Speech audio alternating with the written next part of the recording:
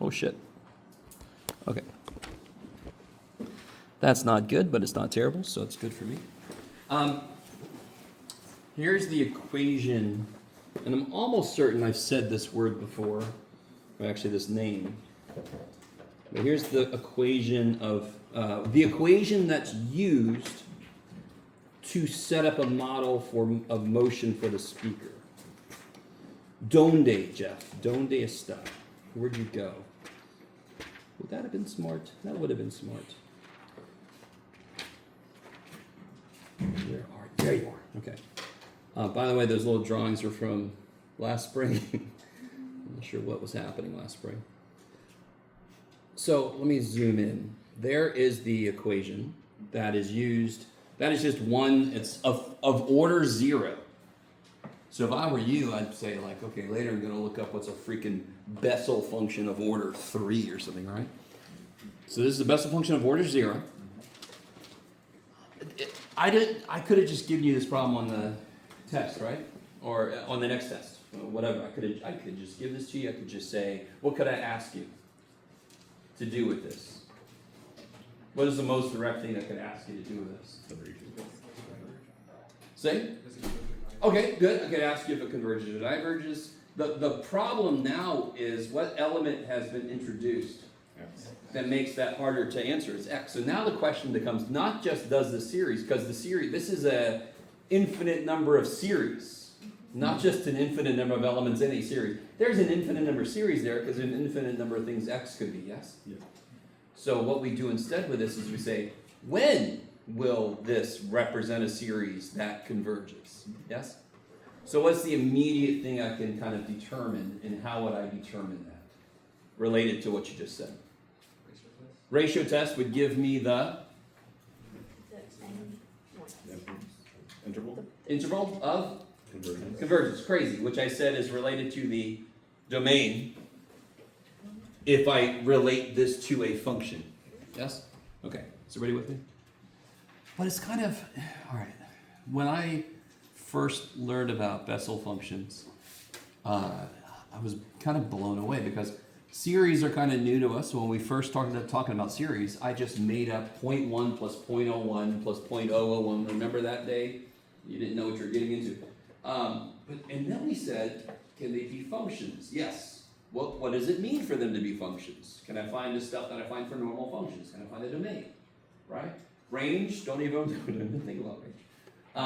But we can find the domain. So now we're saying there are entire classes of functions that don't have what I call a closed form. Yes? Mm-hmm. And that's not a purely technical term, but that kind of works in the moment.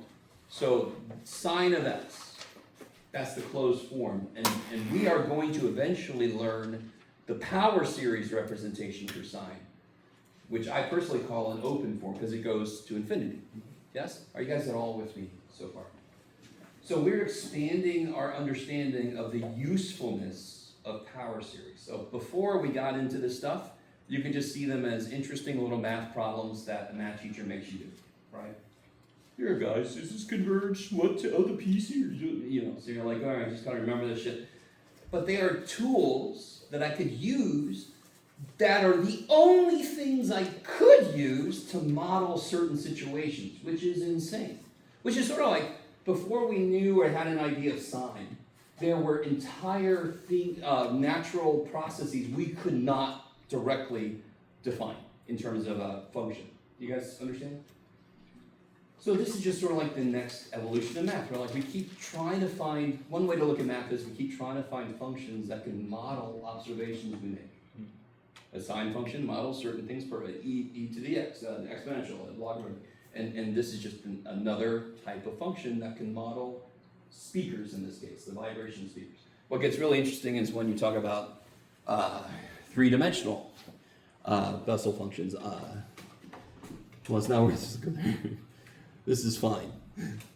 So I'm really curious. I'm not going to tell you, but I want to see if anybody looks up Bessel function of order 1, Bessel function of order 2, just to see who's interested, and you can maybe tell me what you found out. And if you don't want to, you're fine. It's not going to count against you. And probably want to see you Thursday, I'll forget I even asked you to do that. So then if you don't want to, you're fine.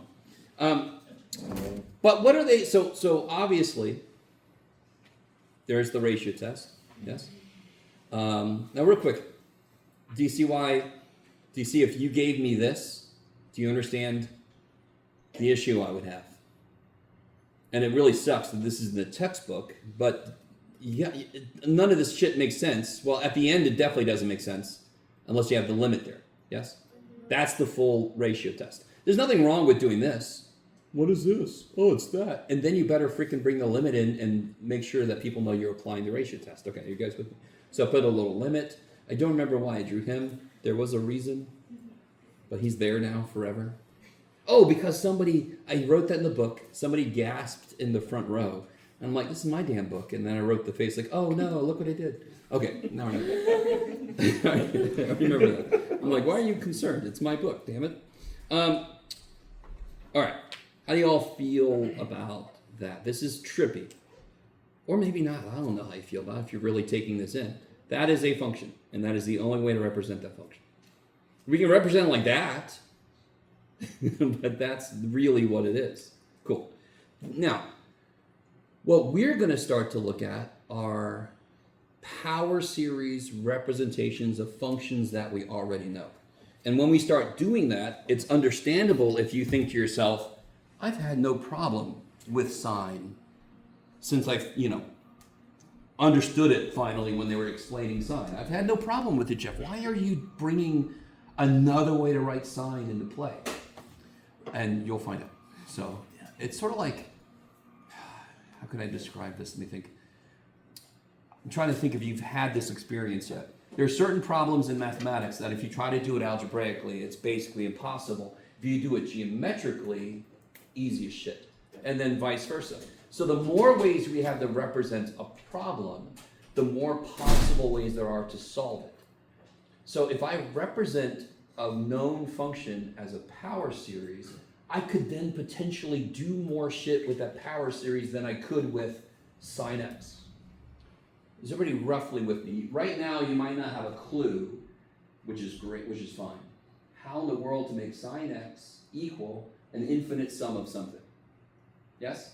But we sort of got a little taste of it. And personally, I don't like section 11.9 too much, but it's just kind of boring to me. But it does introduce the idea, because it's been a little while since I've seen you, but does anyone remember what the hell 11.9 was all about? By any chance? Shit. I am zoomed in, aren't I? Yes, I am. Power series representation. Yes. So we said if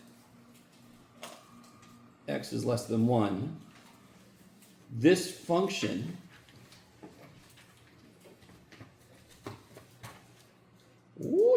is equal to, remember this looks like a1 over 1 minus r.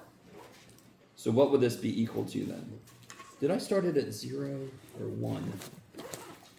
Pretty sure I started at 0, yes.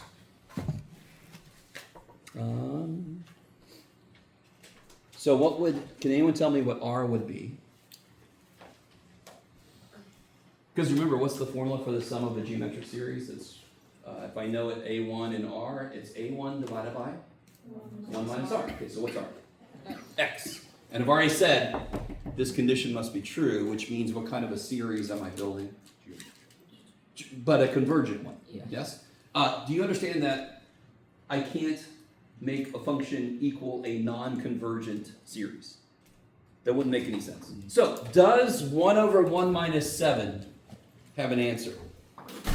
Can we do, no. Does 1 over 1 minus 7 have an answer? Yes, it's negative 1/6. You with me? Yeah. But I can't represent a function that would work with that input.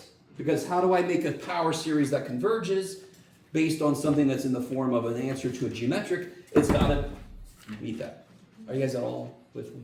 Yeah. So there's a concern about, whenever I want to write a power series representation for a known function, I have to identify what inputs is this relationship true for, which of course is the interval of convergence, that idea. Yes? Which, of course, is the same idea as finding the domain of a function, because the domain of a function is all the inputs that work. Okay. So what would this be?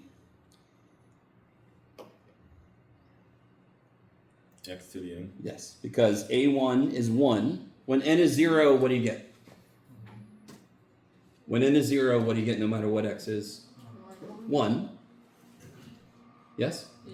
And x is r. Yes? Okay, let me stop for a minute. By the way, do you notice how I'm starting at 0? Can somebody help me? Now listen, there's no reason to do this, but I'm going to do it right now anyway, just to remind you guys. How would I make this become like that, which is more closer to r to the n minus 1, which is what the geometric was shown to us to be, I believe, if I remember correctly. What would I have to adjust?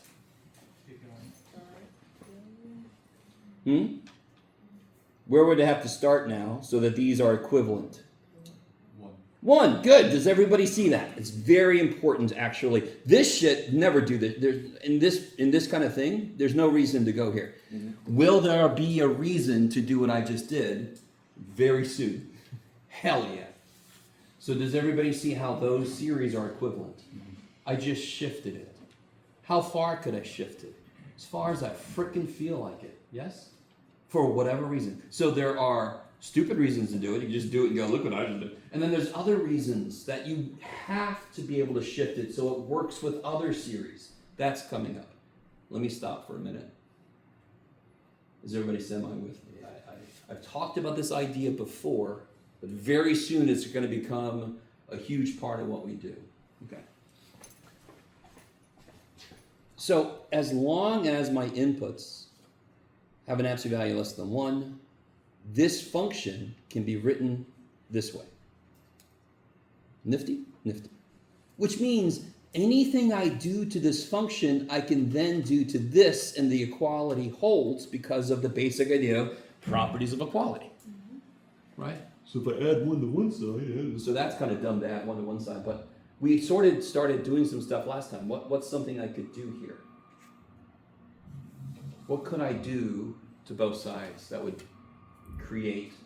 We did it last time, I'm almost certain. Yeah, in fact, I know we did. Real quick, have you guys ever done this? You could do it, Jeff. Is this true? Blur, blur, blur, blur, blur. Yeah. Is that true? Yes, because secant is 1 over cosine times sine is sine over cosine. Yes? Now, if I take the derivative of both sides, will I get a new relationship? Yes. I don't want to. But do you guys... So, if I take the derivative of both sides, and I know we did this last time, and I also know that was frickin' last Thursday, Jeff. What the shit? Sell me out. What's the derivative of this side?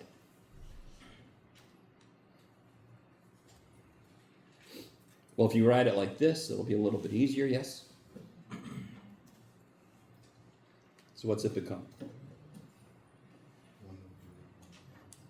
Yeah, we did this last time. So the derivative, here, let me just do this a little more directly. Directly. Okay. There you go, buddy. All right. So what's this? Yes? Exactly that.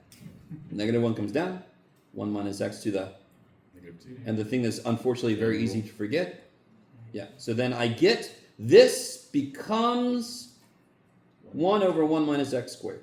What does this become?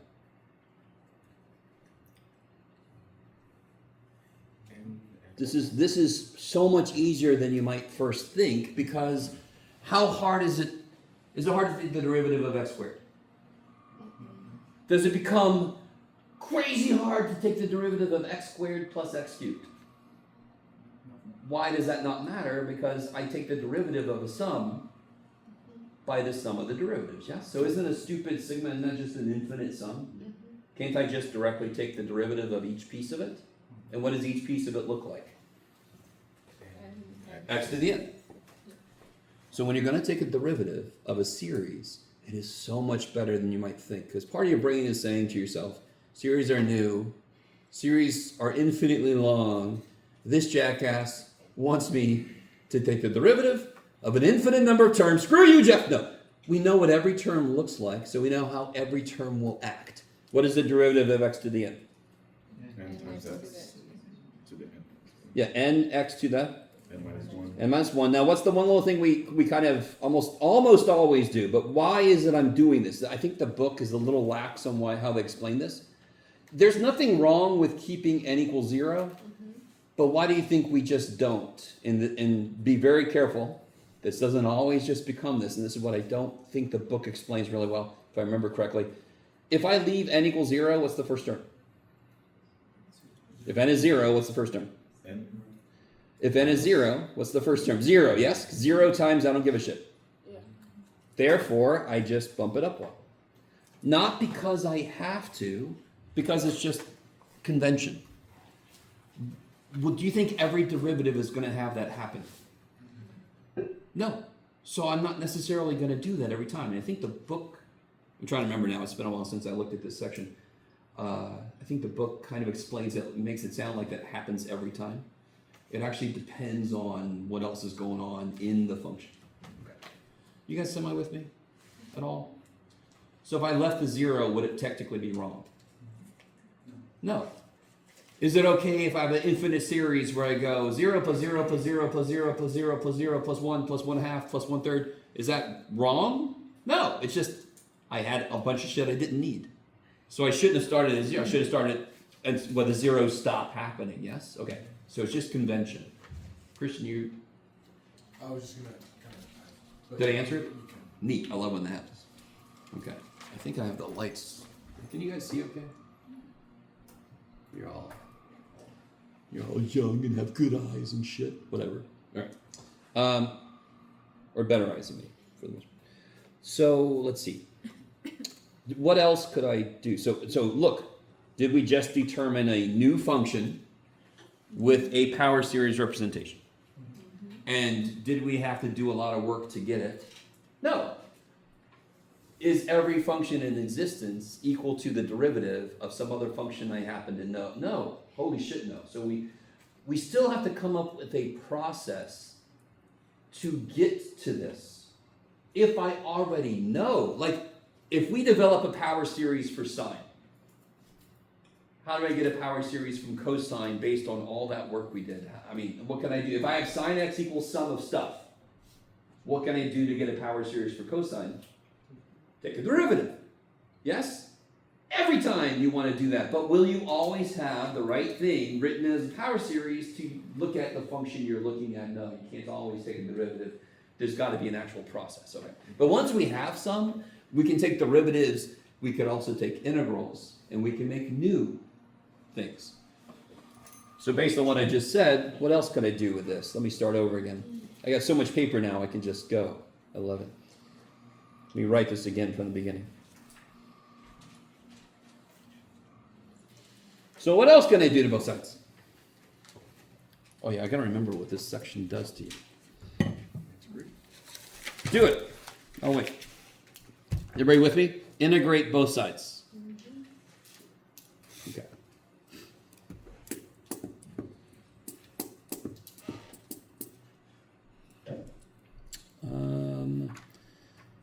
Let me make sure I don't forget anything.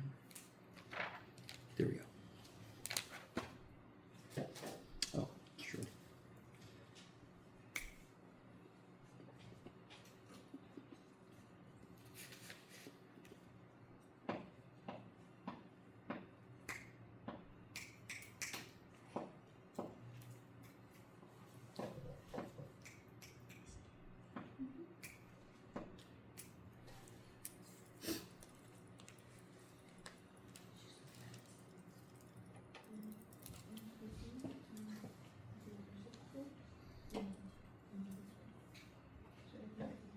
Oh yeah, let's do that.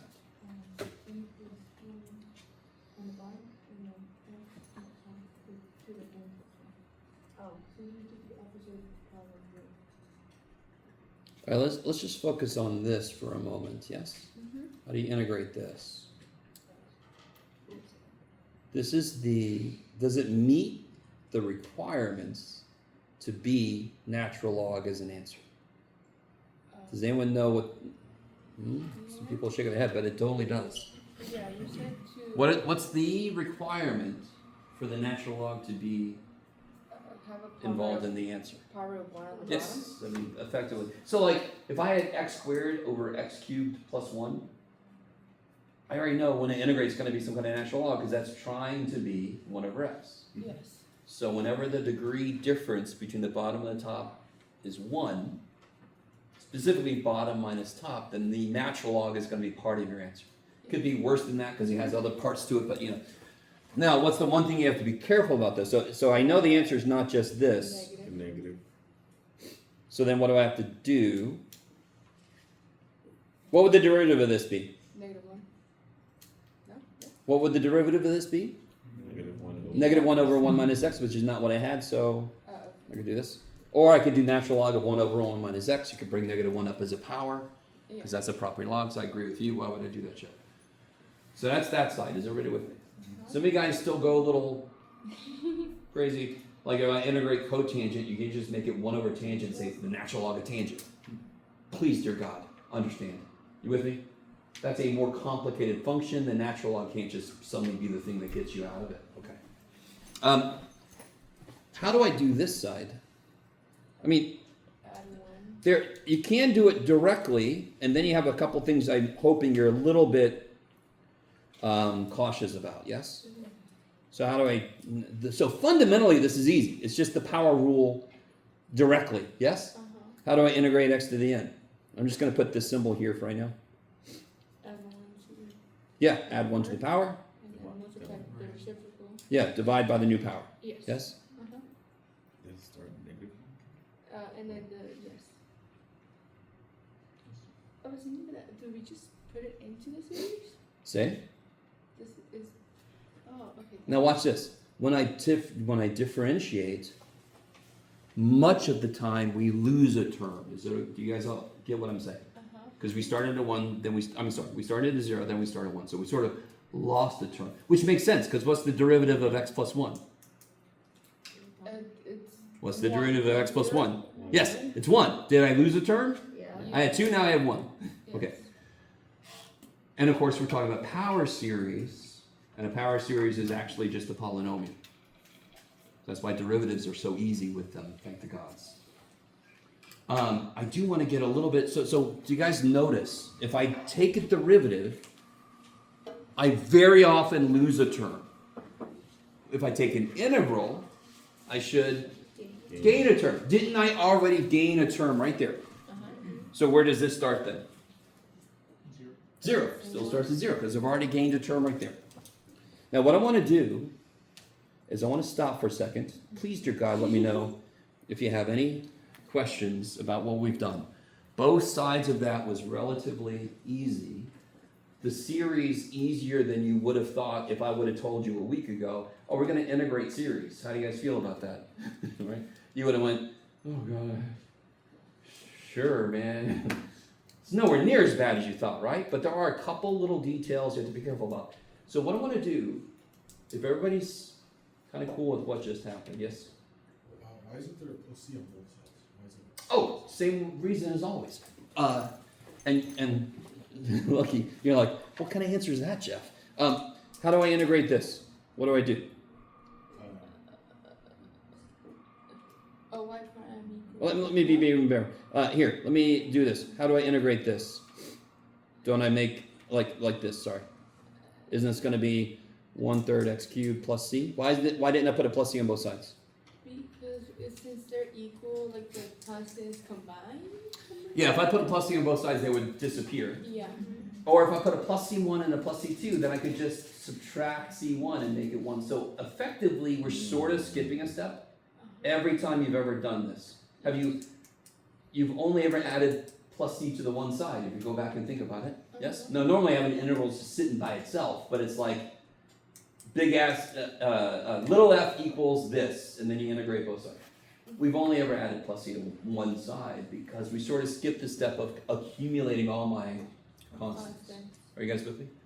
More fundamentally, if you go back and look at 180, when you talk about f-talk 1 and 2, fundamental theorem of calculus, I just call it f-talk because I ain't got the kind of time to say it.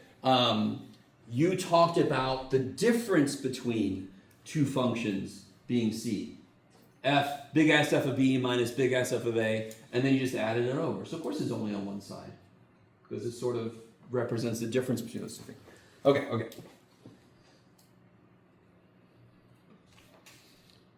All right, give me a second. Oh yeah, that's right. I gotta remember what I wanted to do.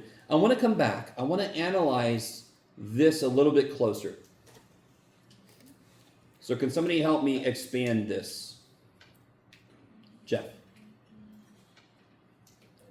Expand this, meaning, right, help me with a few terms. What's the first term? 1. Holy shit, what's the next term? That's crazy. What's the next term? Good. What's the next term? Holy shit. Okay, that's enough. So, when I go to integrate this,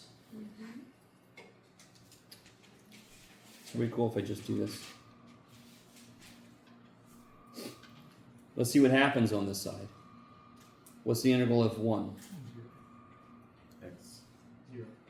Sorry, there's one missing. The integral? Yes, X. x. One half x. 1/3 x cubed. 1/4 x squared. And then at the end we would put plus c. Okay, so there's the plus c. And there, if you think about it, if you look back, what's the first element in here? If you make n 0, what do you get? You get x over 1. If you make n2, you get x, I'm sorry, if you make n1, you get x squared over 2. Yes? Are you guys with me? Okay. All right. Not horribly illuminating, but I kind of want to remind you, there will be situations, for sure, where we're going to expand series so we can kind of see what's going on. You always have that option for you if you're like, I don't know what's going on here. Okay. So, let's go back.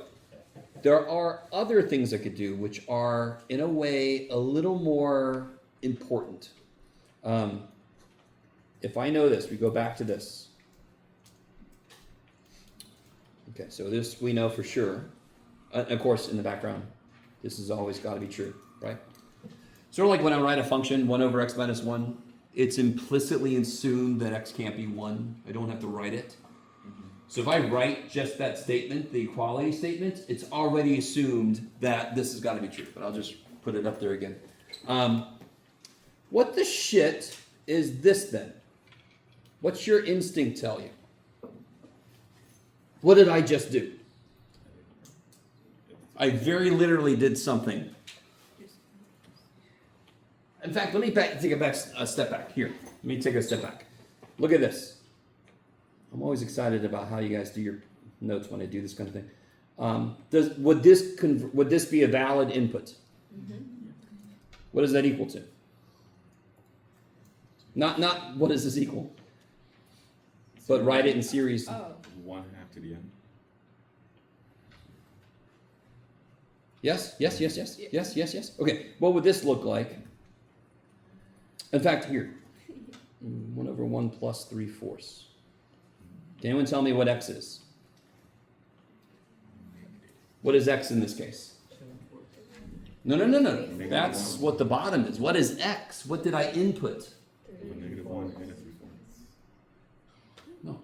I input a negative 3/4. Yes? You with me? I input a negative 3/4. Are you guys with me? Because what's the function we're working with? So what did I put here? Negative 3/4.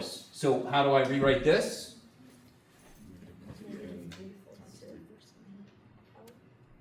That's right, kids. Negative 3/4 to the end. That's alternating, but it doesn't matter because R is also one. Okay. Let me stop for a minute. Are you guys seeing how that acts exactly the way it should? Because if I plug a value in for x on one side, the only way for the equality elementary is if I plug it in the other side. Yes? In fact, I'm sort of evaluating the function. Yeah. Plug a value in. So think about what I just wrote down here. How do I represent this? Don't overthink it. Just do exactly what we did over here. Do exactly the same thing we did over here. So how do I represent this? X squared to the power. Yeah, x squared to the n, you multiply powers when you raise a power to a power, raise something with a power to a power. Yes. That's a whole new avenue to create more power series representations for more functions. So basically, if it's in this form, what would I do with this?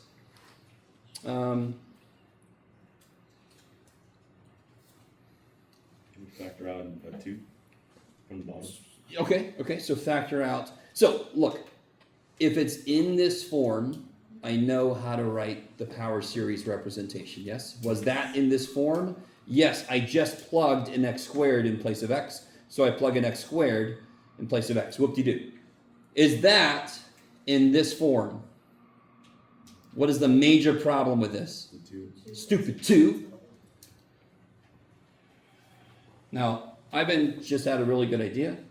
I can take a 1/2 out. And then what do I have left? So what did I effectively do? I took a 2 out of the bottom. So what do I have down here? 1 minus x over 2. 1 minus x over 2, yes. Because when I take something out, I divide it out. And x divided by 2 is, you're not going to believe this, x divided by 2. So this is 1/2. Are you guys seeing that? Do you guys see this? This is 1/2 times something that's in the right form to be written as a series. Yes? Let me zoom out a little bit. Anything that's in this form, is it? Yes. Can be written as this in this form as a series. So what am I going to put in here? X over 2. X over 2 to the end.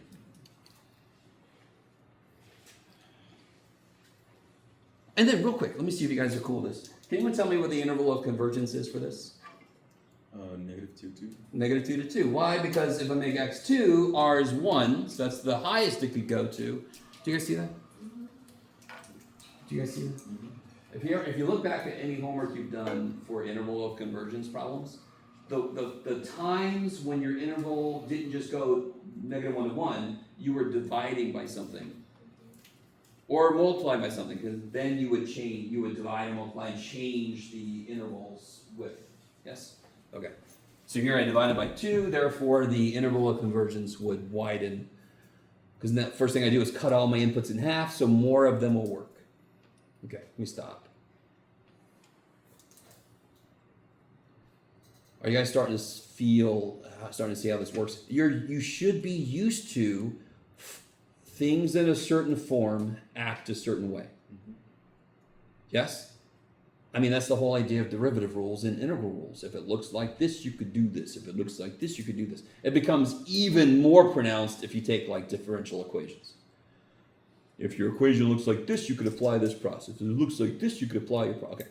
So here, this is just continuing the trend. If it looks like this, it's going to run like this. This looks exactly like that. Just replace x with x squared. This does not look like that. Until I get rid of the 2. Now that, let's just replace x with that. Okay, I love it. You would, Jeff. All right. Now, let me see. Let me make sure I don't forget. I always forget something. Oh! No, we did that already. We're good. Okay. Come back here. Look back at this real quick.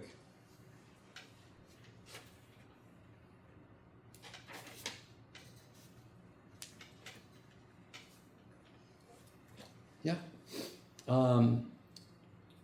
So therefore, this is true.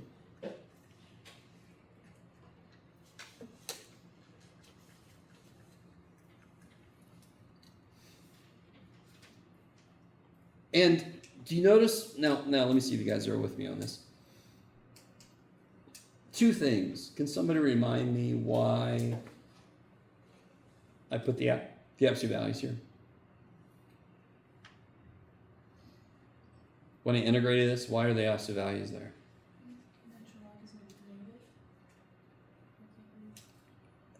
Sort of related to that, yes. What's the domain of the function we integrated? Everything except 1. If I don't put the absolute values, the domain of this will not match with the domain of that. And they have to match, because that one, I created it from that one. So I have to put absolute values to make it match. Okay.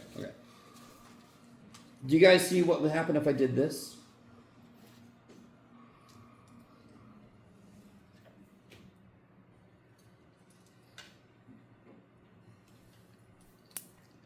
And just to help you guys out, what's the absolute value of 5 minus 6? It's 1, yes? What's the absolute value of 6 minus 5? 1. What's the absolute value of 5 minus 7? What's the absolute value of 7 minus 5? 2. Alright, so what's the absolute value of x minus 1? The same thing as That. absolute value of 1 minus x, yes? You guys with me? In fact, anytime, if you had to do 1 minus x squared, you can just make it x minus 1 squared. It's the same dumb answer because the square just kills the negative. Maybe.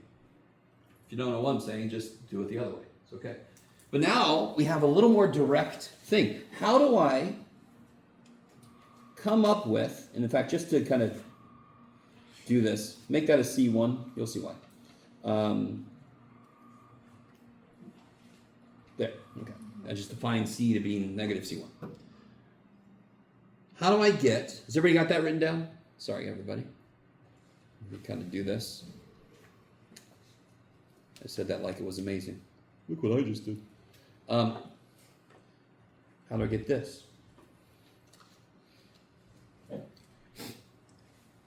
The minute you have, how do I want to say this? A representation of a power series, you can manipulate it the same way we did like 1 over 1 minus x. How would I do this? What did I replace x with? What do I put in place of x so that that becomes this? Plus 1. X plus 1. So what do I do on this side? I replace this side with x plus 1. I better replace that side with x plus 1.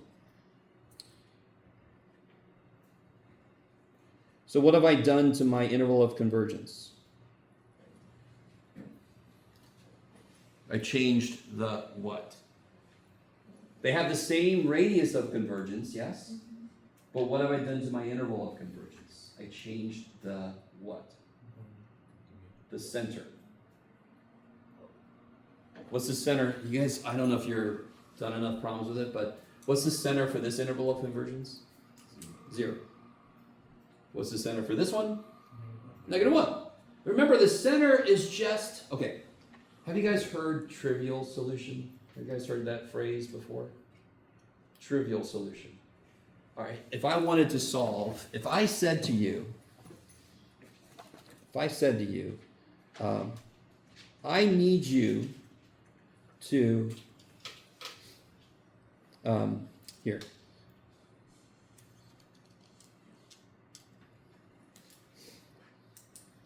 All right, I need you to solve this, but I just need one answer. How many answers are there? Does anybody know how many answers there are to that? 6. That's a fundamental theorem of algebra. 6th degree needs 6 answers. Some of them could be complex. I tell you, I want you to solve this, but I just need one answer. What is the trivial solution? X equals 0. X equals 0. Yes? The trivial solution normally, not always, is just like what makes everything 0 that kind of makes it true, like, oh, good job. Right? So if I just make x 0, of course it's 0 because there's no constants, yes? So what's the trivial solution to the question, what makes this converge? Negative 1, because then every element is 0. So the center, you can also look at it as the answer to the question, what's the trivial solution? What makes every element frickin' 0? And then of course it converges trivially. What do you get if you had 0 forever? Right? Okay. How are you guys feeling so far? You guys all right? Now, right now, I don't blame you. You should feel a little uneasy because you're saying to yourself, what the shit is my homework going to look like? Well, it's going to look a lot like the problems we just did, right? There's going to be some homework that needs you to do some derivatives. There's going to be some homework that needs you to rewrite stuff so you can figure out what to plug in. Yes?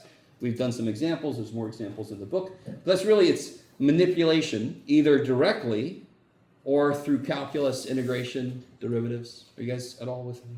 Okay. I love you guys. Did I forget anything else? Blah, blah, blah. Oh! Ooh. Okay, here. Just another example, I think. It's the same idea, but do they do that? No, they don't. That's weird. Oh, okay.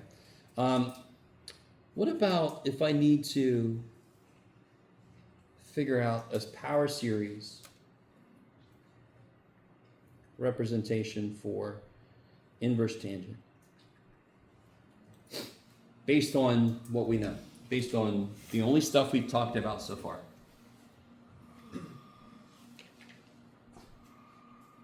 This one is a beautiful problem because it combines a few things into one problem. And you're like, I hate that. And me as a teacher, I love that.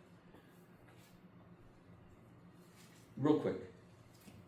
Fundamentally, all we've done is 1 over 1 minus x. Yes? And then if I just mess with that, I can get other stuff. You guys agree? Are you guys okay? All right. How the shit is that related to this?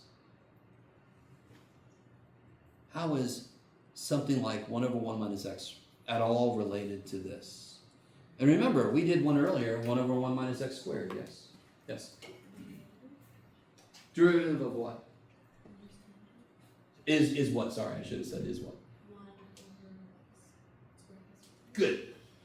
So if I realize, so I'm trying to get a power series for this. I know that inverse tangent derivative is 1 over 1 plus x squared. Yes? And if I write this, how do I force it to be in this form? I mean, what does this form mean? This form means 1 over 1 minus x crap. Anything that's that is in this form, and I can write it. Yes, so this will be 1 over 1 minus negative x squared, yes? Do you guys see that? I love you guys. So then I can take this.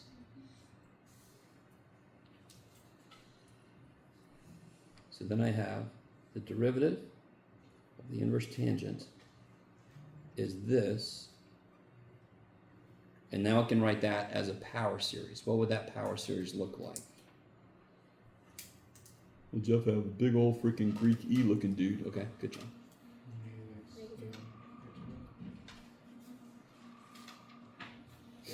Do it again.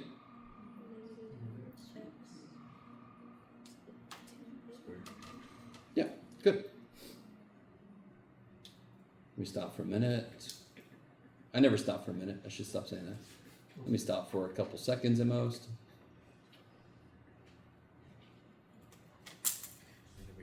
Now, listen, are you guys picking up on what's happening here? There was a realization you had to make at the beginning of this problem. What the shit? Oh, wait a minute. That is related to something that's in the form of the thing I know, but it's related to derivative. So, of course, to answer the question, we're going to have to take... It's derivative. No. Oh, it's integral. I need to know what the power series is for inverse tangent. I currently know what the power series is for the derivative of inverse tangent. Integrate both. So I have to integrate both sides to get the power series for inverse tangent. Okay, good. This feels like stuff we've done before, but it definitely looks very different. So that's a rough place to be for a student because you sort of don't trust the steps that are exactly the same as they were before because it's in the middle of all this new shit. And that I understand totally. Here, look, I'll do half of it for you, okay? I'll integrate this side. Okay, so all you guys just do the other half. Integrate this side. What should you do first? What do you think I should do first here? What should I kind of tease out? That's right. What do I tease out? I think I heard. -1. Now that looks better. That looks like an altering series. I'm not asking for convergence, but still, it's easier to integrate now with that negative dependence out the way. So integrate that, I'll wait.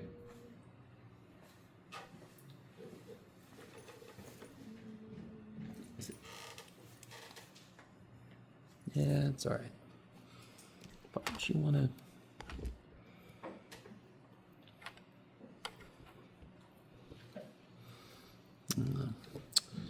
If you're at home, we're not having an earthquake. This is just me messing.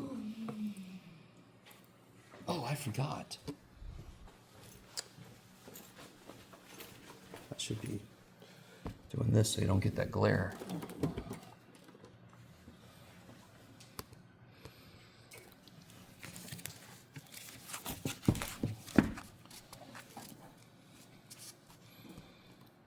There we go. All right. Here, I need more of whatever's in this bottle.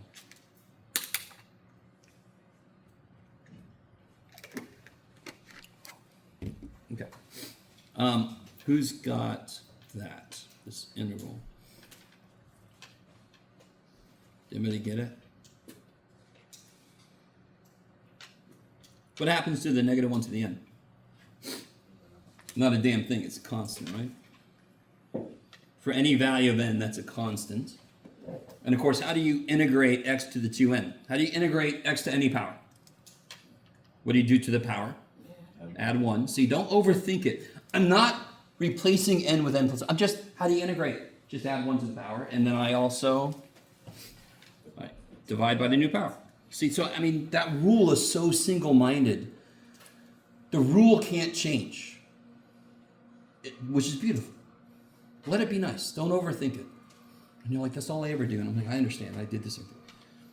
What am I missing? Good. Did we write a power series representation for arctangent? What's a little, how do I say this? What is a little unsatisfying? The C. Yes? But then I have to be given more information to figure out what C is. So I didn't give it to you, so too bad. Okay. How you guys feeling now? So you've seen how to handle the various manipulations you could use. Direct substitution, easy. Differentiation, integration, could be easy. Depends on what's going on. Yes? Okay.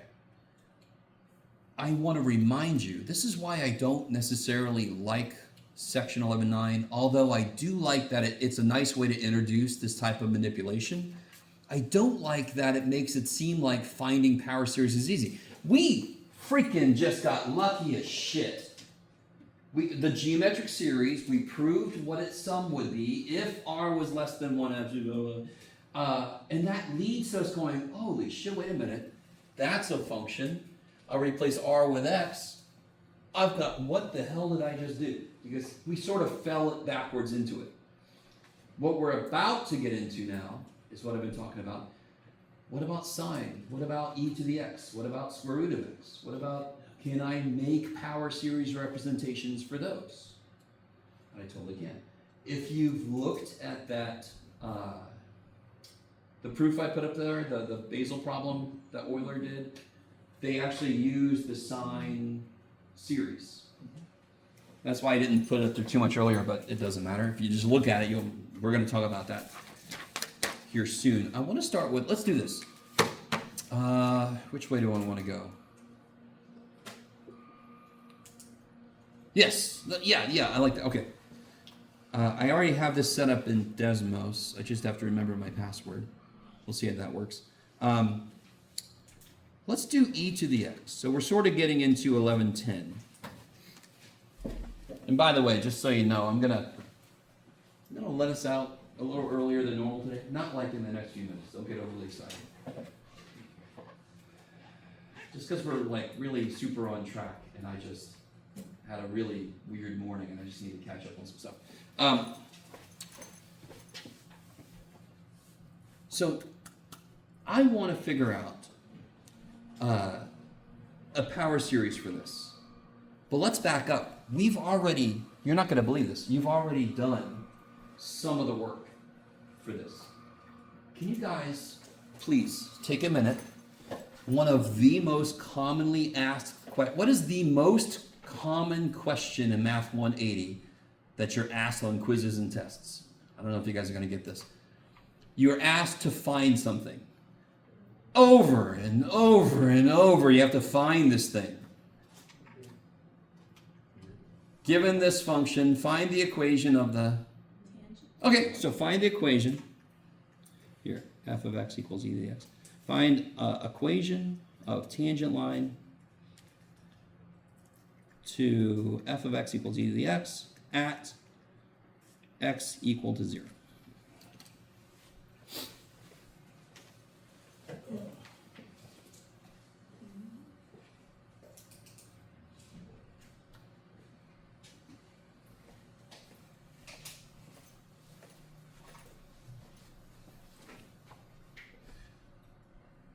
So this is old news, right? This is Math 180. It shouldn't take you very long. Well, here, let me show that. Go ahead and do it.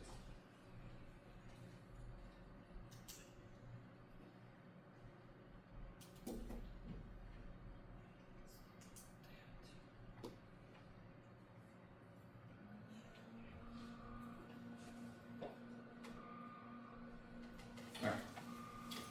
How are you guys doing? I should immediately find, like for example, f of 0 is holy shit, and then f prime, of course, e to the x is the best little dude ever. And what's f prime? Why am I finding f prime as 0? That's the slope. 1. That's crazy. So what is my tangent line equation?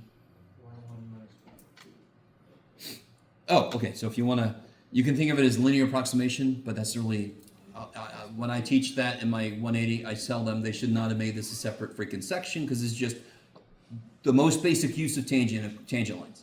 So linear approximations is tangent lines.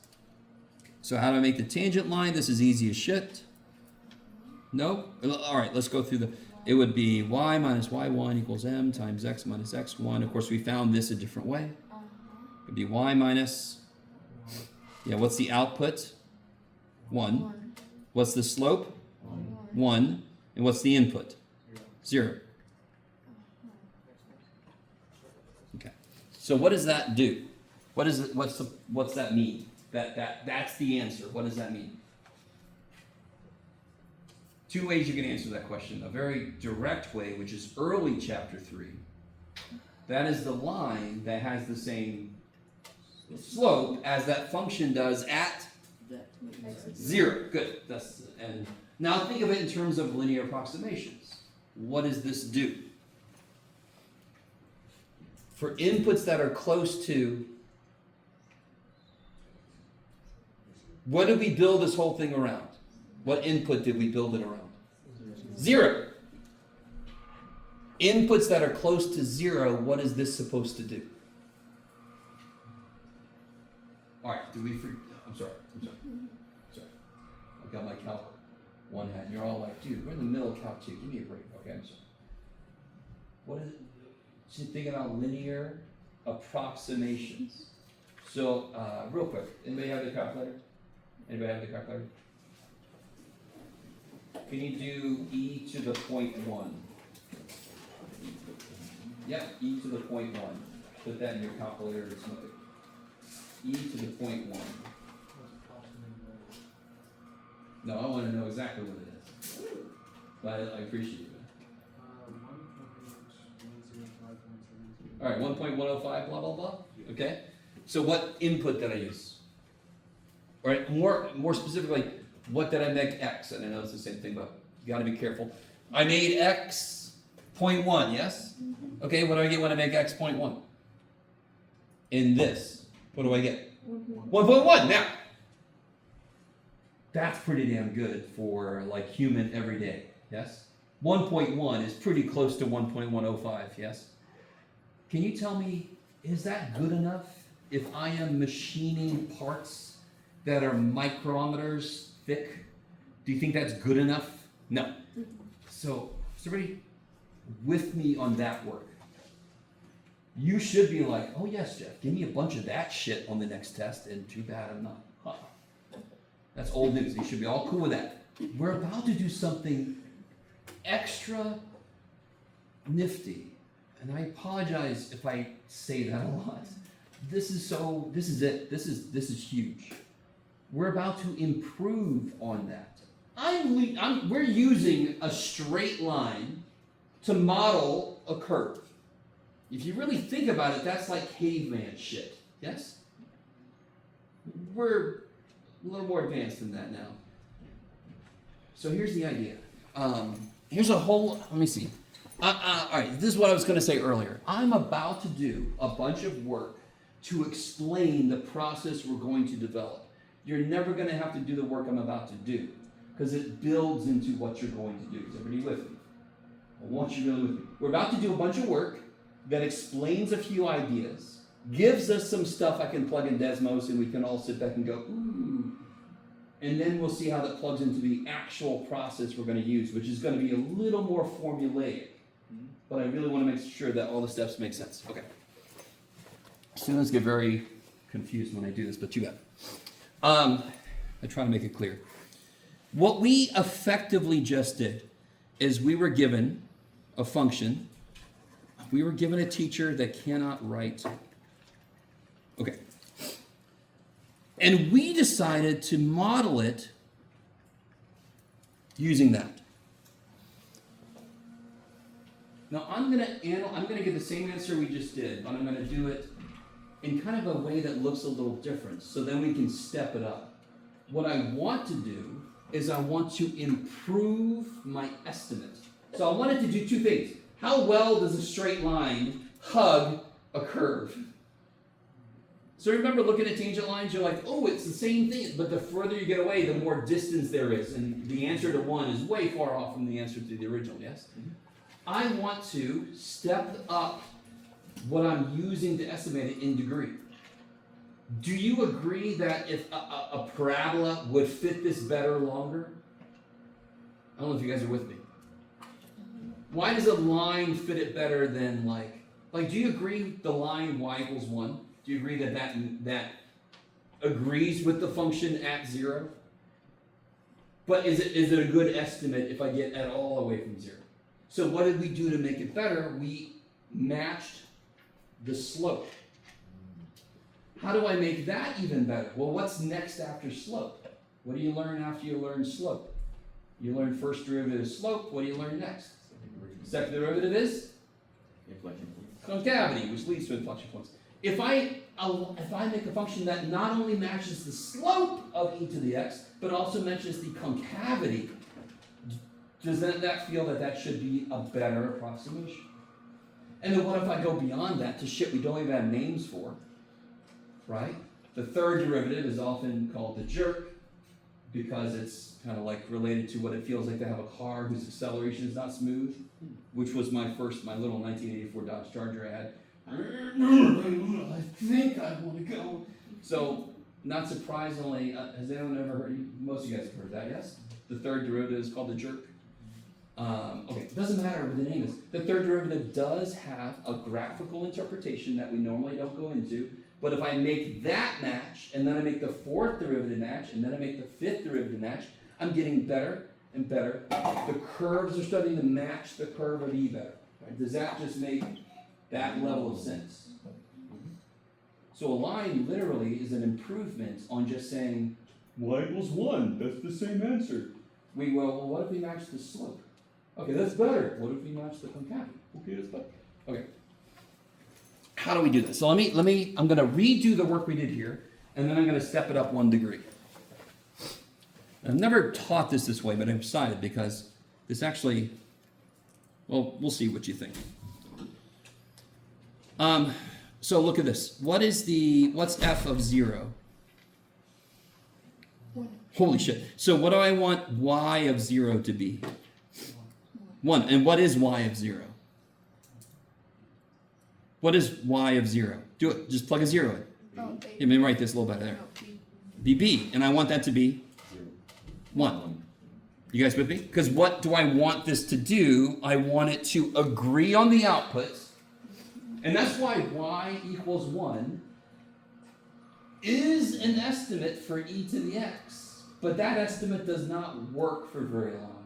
You guys with me? Does that make sense? E to the x changes, y equals 1 doesn't. So then my estimate, if I say, oh yeah, everything's just 1, it's going to get bad really quickly. So that is the first level. We have matched the output. Now we're going to match the slope to make it better. And of course the slope, I don't even have to do it because it's always the same, yes? So what's this? What's y prime?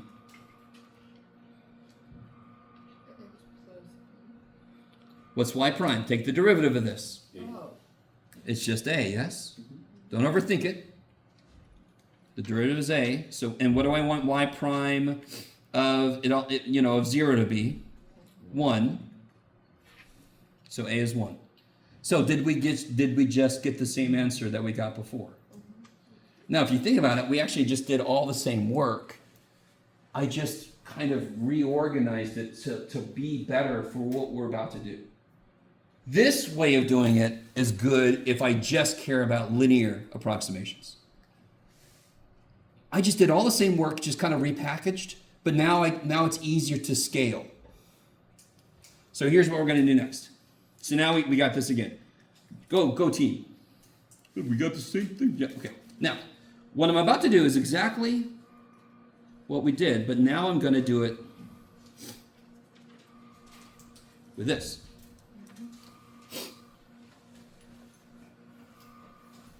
So I'm going to do not a linear approximation, I'm going to do a quadratic approximation. And then we can do a cubic approximation. Okay. Thank the gods we're going to develop a nice, clean, kind of like recipe so we don't have to do every step. But right now, this I like this. I don't know how you guys feel about this, but so I'm going to do all the same stuff we just did. What's y of 0? C. And that's got to be 1. And it's got to be 1 because we want these to share the same aspects. So I want this to have the same output. I want this to have the same slope. And now I want this to have the same concavity. So what's f prime is 0? It's 1. That's crazy, Jeff. And so y prime, I should have done this. This would have been smart, Jeff, but I'm just not that quick. What's y prime? 2ax plus b. Is that cool? And what's y double prime? 2a. Is everybody with me? I should have done that first. But again, I'm only so fast. Y prime of 0 from y prime is b. And what do we want it to be? 1. Is everybody with me? Okay. F double prime, you're never going to believe is 1. Y double prime of 0. No. We're plugging in for x. So when x is 0, what's 2a? Freaking 2a, yes? You with me? There is no x dependence, so it's just always 2a. Yeah. And we want that to be, which means a is 1/2. Good. Is everybody with me? I think this is good. You don't know yet. You don't know yet. I've never done it this way, but I like it. And you're like, we don't know. We don't normally like what you like, Jeff, so just give us a moment, okay? Do you guys see how this would just extend? I'm going to do one more step with this. Yeah, I like that. I'm going to do one more step with this. So what if we just got the answer? If I want to approximate this using a quadratic approximation, what would we use? Yeah, a is 1/2. X squared plus x plus 1. Now notice, that was our linear. So we just ended up adding that term to make it match the concavity, yes? Which kind of gives us a shortcut for this, but I'm not going to... This is not going to be a process we use anyway. So it really doesn't matter, to be honest. So here, just one more level of this, okay? So if I graph this, it will hug the e to the x curve longer. Okay, now there's a trade-off that we'll get to when I show you in Desmos. So doing it again. We'll do it again. This time, let's see if I can be a little more intelligent. That would be neat, Jeff. Ax cubed plus bx squared plus cx plus d. Because this is the step where you start to see where a certain thing comes from. Because what would you be tempted to say the next term I'm going to add is going to be?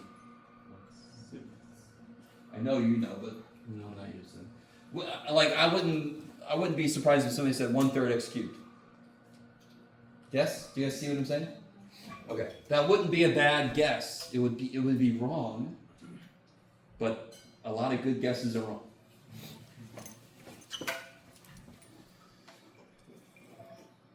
So I'm not even going to write this shit. We know every single derivative is 1, yes? So what do I want? What is, underneath here, what's y prime? 3x squared plus 2bx plus c. And what's y double prime? 6ax plus 2b. And what's y triple prime? 6a. And there again is just that we lose a term every time, which goes back to n equals 0, n equals 1 when we take derivatives of power series. So what do I want? So y of 0 is 1 means that d is 1, yes? Because what's y of 0? D. Y prime of 0 is 1 means that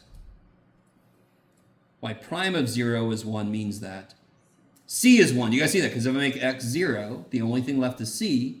If I need it to be 1, then c has to be 1. Is everybody cool with what's happening? Y double prime of 0 is 1 means that 2b, right? If I make x 0, this is gone, 2b, and I need that to be 1. That means b is 1/2. And y triple prime of 0 has to be 1. Is everybody cool with that? I didn't write all that shit, but every derivative is e to the x, so they're all going to have a 1 output. Are you guys with me? At all?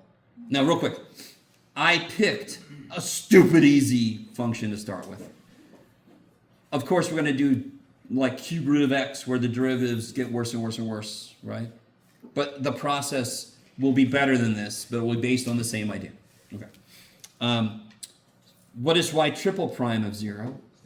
6a. And that's supposed to be 1, so a is 1/6. So this, let's see. 2, 6. Is anybody seen a certain thing enough to know what that represents? Why is that 6? Because it was a third power. 3 comes down, 2 comes down. So if it was a fourth power and I did 4 derivatives, the 4 would come down, the 3 would come down, the 2 would come down, the 1 would come down, so I'd end up with 4 times 3 times 2 times 1. So what idea is that? What idea is behind this number? The next number would be what? If I went one more, what would the next number be? I need everybody with me. Why is there a 6 there? Because it was a third power. So what happened? The 3 came down, and the power went to 2. Then the 2 came down, there's the 6, yes? So if I had a 4, 4 would come down, power goes to 3. 3 comes down, power goes to 2. 2 comes, that's 4 times 3 times 2 times 1, yes? Which is what? Which is what function? 4 factorial. I'm sorry, I didn't hear you. Thank you. You guys with me? So what's y? I'm sorry. I don't want to put that here. It'll be fun. This will have an n factorial here eventually. Yes? So let's put this together. What does this look like? Has everybody got all of this business? Okay. So now I'd say e to the x is approximated by this form. Just plug in these numbers, right? So there'll be 1/6 x cubed plus 1/2 x squared plus x plus 1. So there's our quadratic, there's our linear, there's our caveman. Yes? Well, this is caveman. This is like freaking amoeba. Okay. So here's what I want to do. Can you guys, what would the next term be? What if you can do this now. What would it would have all the same shit in it, yes? But what would the next term be now? 1/24. All right. Before I do the next step with that, I want to show you, if I was really smart. No, Jeff, be nice to yourself. If I had more time, oh yeah, this one works. Okay. I think I remember my Desmos password. If not, we can rebuild all this shit. Sign in.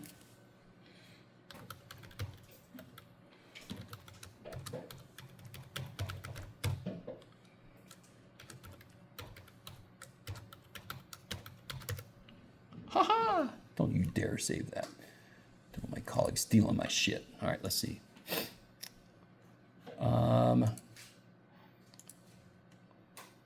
Turn some stuff off. Hold on. Don't look.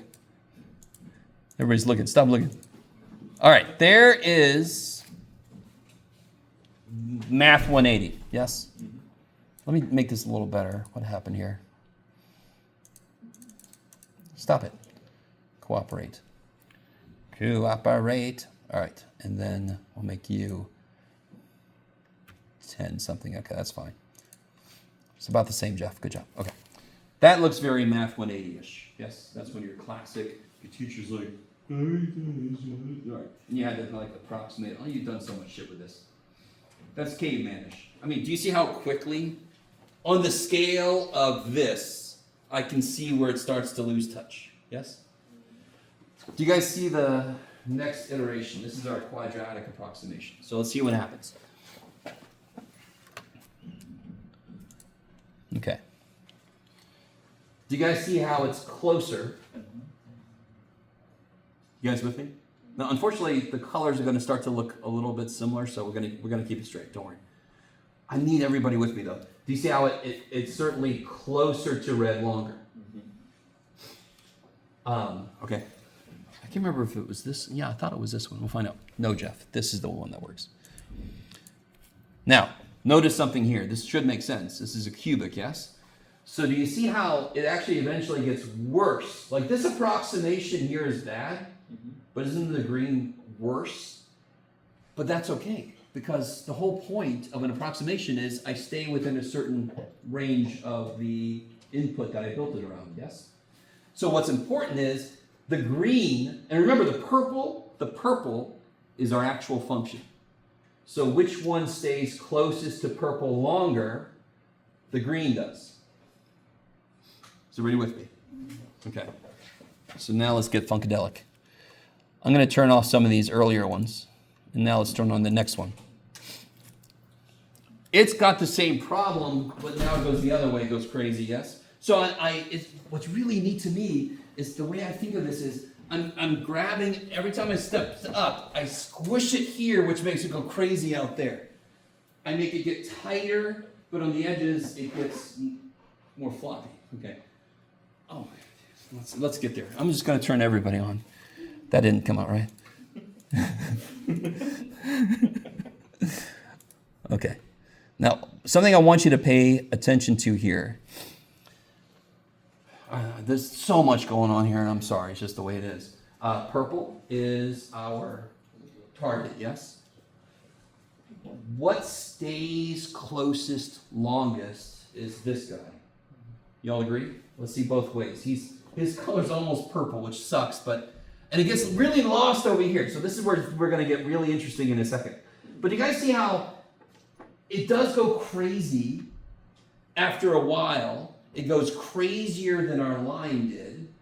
But do you see how as I move up in power, the interval where I'm staying close increases?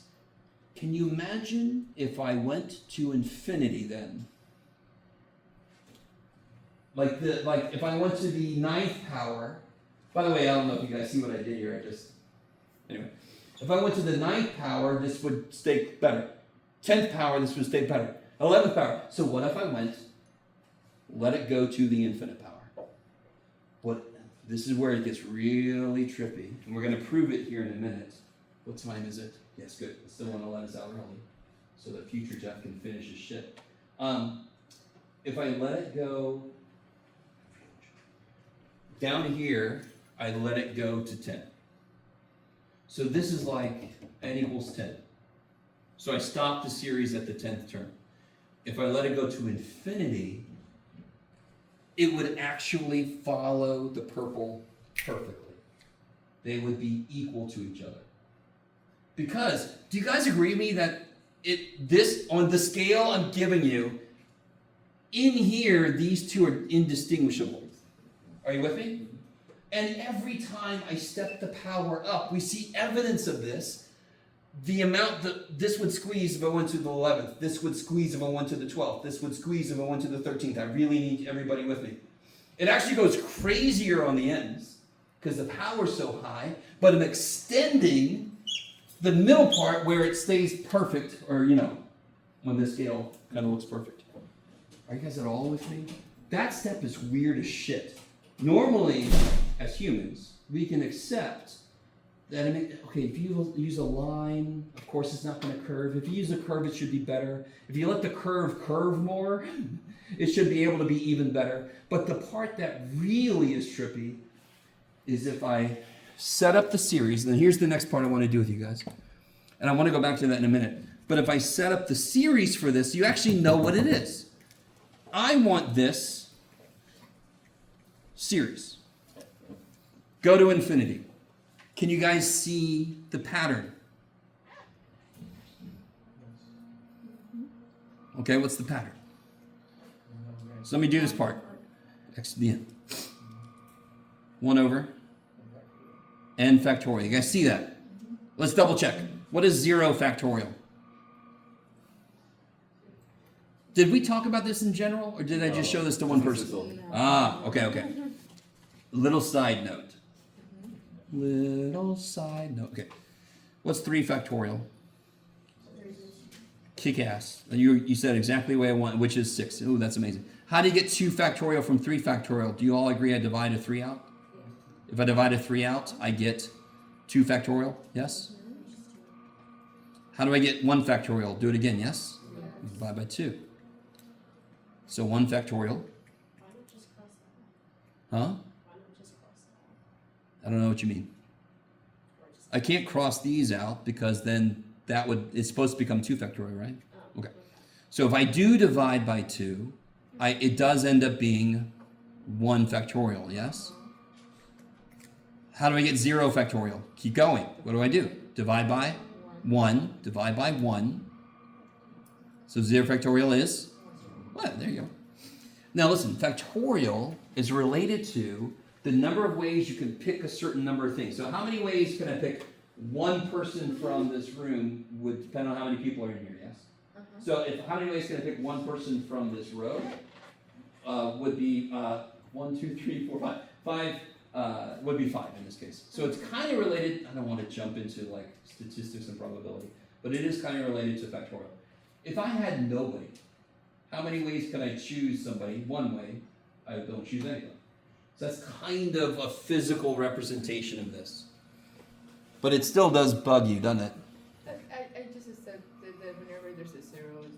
I know, but what's e to the 0? There you go. We've seen functions. What's cosine of 0? 1. Okay, so there's another function where an input of 0 does not have a 0 output. And also the same as like 1 over 0. Now what's negative 1 factorial? No, all right, we went to all right.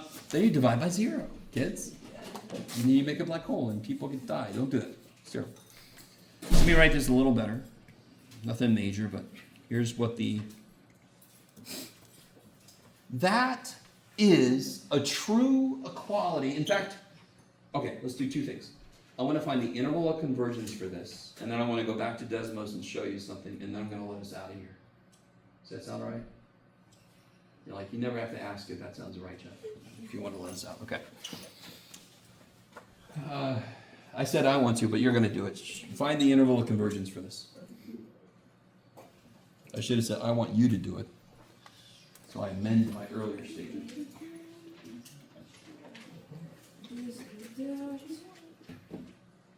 We've already seen one function, 1 over 1 minus x, whose power series only works for certain values of x. So it's a natural question. Every time we find a power series, you're like, okay, what values of x does this equality hold for?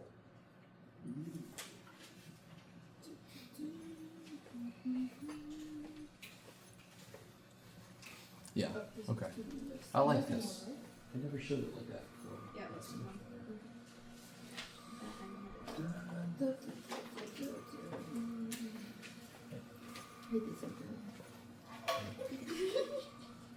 It's okay.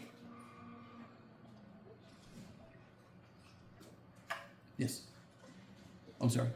What's up? It's an X. Okay, I'll do that. I think this is just an X. That's what it's doing.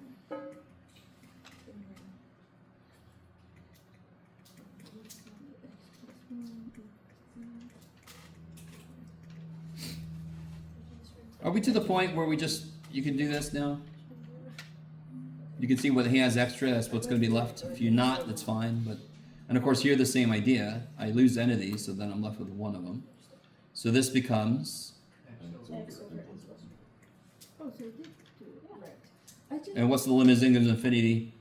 0. Yes. You know what? You really mix, like, Because x is finite. It's a choice we make. It's not a process. X is a number we choose. So no matter what number I choose, the bottom goes to infinity, so it goes to 0. Okay. Which means what? Yeah, what's the IOC? In fact, I'm sorry. What's the results of the ratio test? How do you show me what the results tell you? What's the test? The actual test is at the end. What do I do with 0? What do you show me? Good. Don't forget. Don't say equals 0, therefore, because then I'm like, does it have to be 0? No, it has to be less than 1. That's the test. The number you get, compare it to 1. That's the test. So the interval convergence, does this only converge for certain values of x? No, for every value of x, I get a number less than 1. Therefore, the interval of convergence is all real numbers. Therefore, that's what I said earlier. What does that mean, Jeff? That means that this series is this function, period. Which is trippy as shit.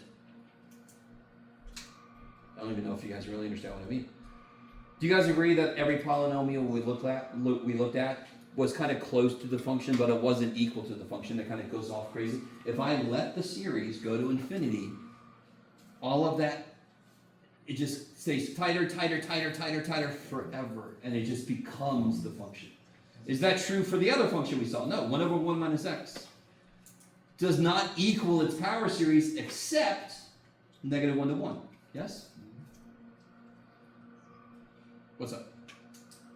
No, it's just the idea is just Good. Yeah. That should trip you the shit out. Okay. You don't have to react as big as I do. I'm sorry. Okay. The other thing I want to show you. Let's come back here because this is really, really eye-opening. Somebody do this. Oh, Jeff, good Lord.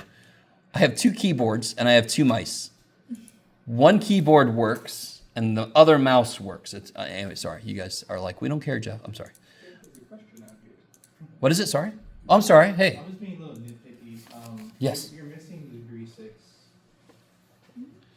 Go from 5 to 7, and then that's. Oh, this right here. I'm sorry. This is where I started getting shit. Oh, you're the one that doesn't work.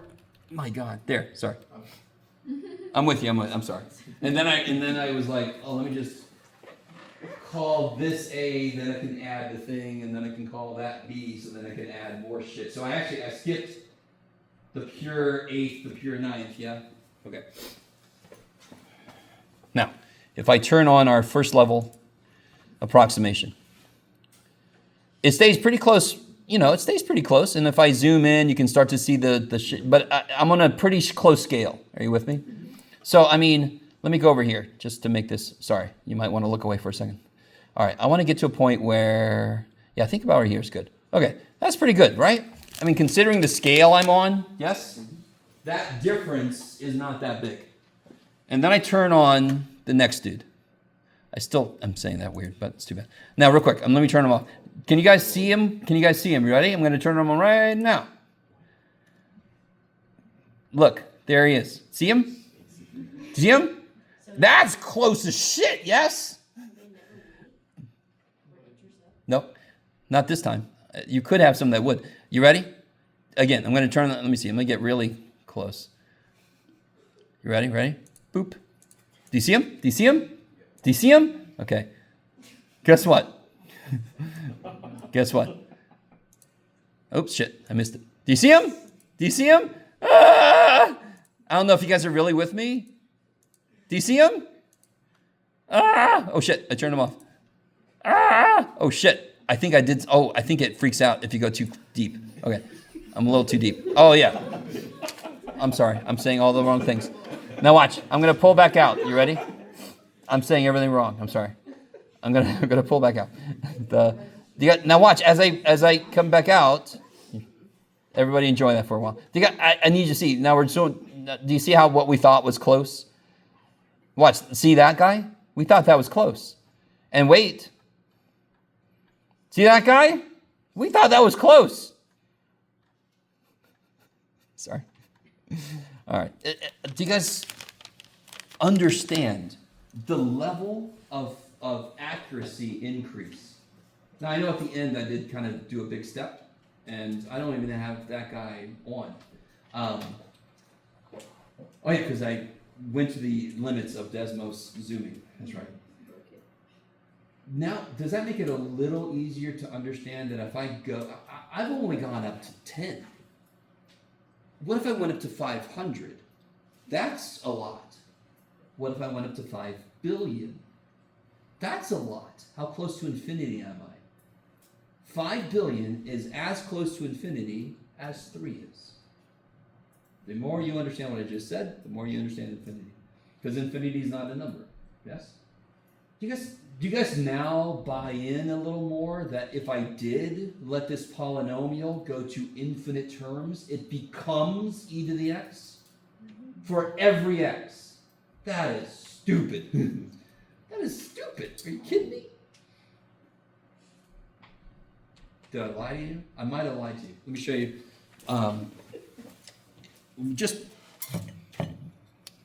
No, I can't do all of it, but if I could write sine as a series. Do you guys remember this? Do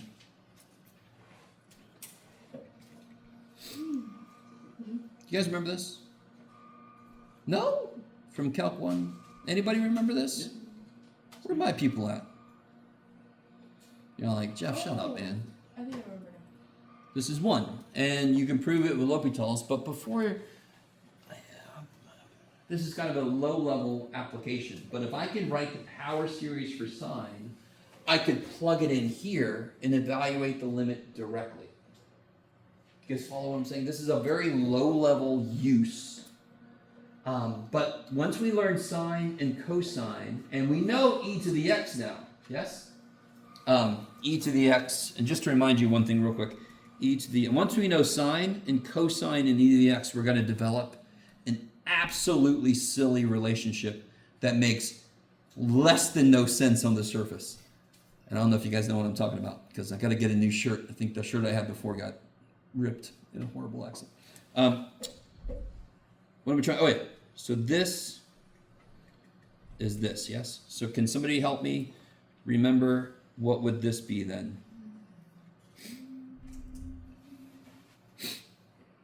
Now that gets a little weird. That might be a little much.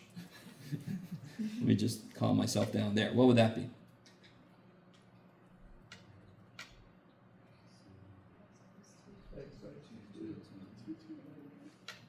Yeah, it would just be x minus 2 to the 2n. Good, yeah. So all the same shit the minute I get a power series representation. Now, what should trouble you is, if I take a derivative, what should I get? What's the derivative of e to the x? So if I take a derivative of this, it better be itself, because it stays the same, yes? Yes. If I integrate it, stay the same, okay. So if anybody wants to explore that, we might do it next time if I remember. Okay, so everything we talked before in 11.9, that was a nice way to kind of introduce the manipulations you can make with these. But once you get a power series representation, you can do any of those manipulations to develop other power series. And by the way, the one I had earlier, if I wanted to do this is kind of dumb. What is e to the x minus 3? Does anyone know a different way to write that? Yeah, in fact, I kind of go here. Because when I subtract powers, when I divide, yes. So this would just be this with a 1 over e cubed outside. That's why I kind of was like, that's kind of... Okay, that's enough.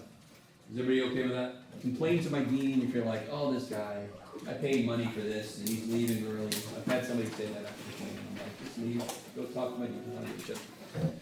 All right, I'll see you guys Thursday. I would have thought that we find out that taking derivatives forever does that. No, here's the weird thing. Here's the really weird thing. We analyzed series, and we determined what derivatives were from that analysis. We didn't have derivatives before we analyzed series. We worked with series, and then somebody went, wait a minute, that piece looks like the rate of change of this other guy, and then that's before we even had a name for it. The history of math is so freaking neat, man. We don't teach anywhere near the order that we discovered stuff. For the most part, yeah. Some stuff we do. Are we Yeah. still able to do the test corrections for the first test, or is that done? Oh, you could turn in quiz 1 questions on the day of the finals. And as long as you get enough right, you could get a point or two. Yeah. So, yeah, it's never too late, but you're not gonna get as many as you could. Okay. Does that make sense?